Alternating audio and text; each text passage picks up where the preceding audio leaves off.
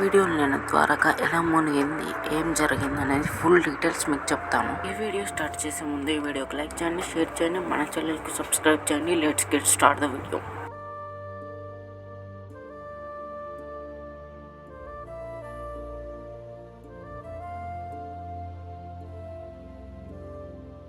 ద్వారక ఈ పేరు వినగానే మనకు గుర్తుకు వచ్చేది శ్రీకృష్ణుడు.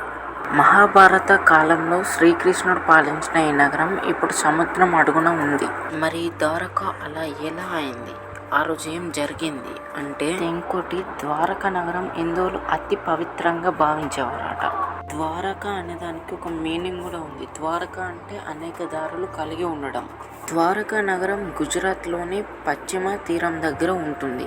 ఎప్పుడైతే శ్రీకృష్ణుడు కంసుడిని సంహరించాడు అంటే అతన్ని చంపాడు.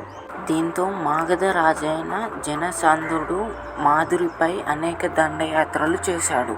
అప్పుడు శ్రీకృష్ణుడు తన ప్రజల్ని కాపాడుకోవడానికి అలా సముద్ర దేవుణ్ణి అడిగి ఒక అద్భుతమైన ద్వారకా నగరాన్ని నిర్మించాడు. అలా కృష్ణుడితో ఉన్న యాదవులు ద్వారకాకి తరలించాడు. అయితే ఒకసారి మనం మహాభారతంలోకి వెళ్దాం. ఈ మహాభారతంలో 5 పాండవులు 100 మంది కౌరవుల్ని చంపుతారు. ఇది మనందరికీ విషయం తెలుసు. అలా పాండవులు విజయం పొందుతారు.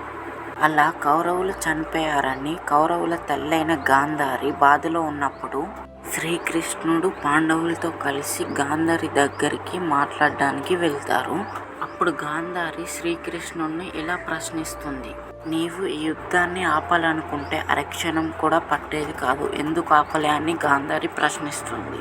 అప్పుడు శ్రీకృష్ణుడు ఇలా చెప్పాడు, నీ భర్త పోయిన జన్మ పాపం వల్ల కౌరవులు 100 మంది చనిపోయారని శ్రీకృష్ణుడు చెప్పాడు. అప్పుడు గాంధారి కోపంలో, నా భర్త తప్పు చేశాడు, కానీ నేనేం తప్పు చేశానని శిక్ష అనుభవించాలి అలా అని శ్రీకృష్ణుడికి శాపం వేస్తుంది. నీవు నీ ద్వారక ప్రజలందరూ అంతమవ్వ.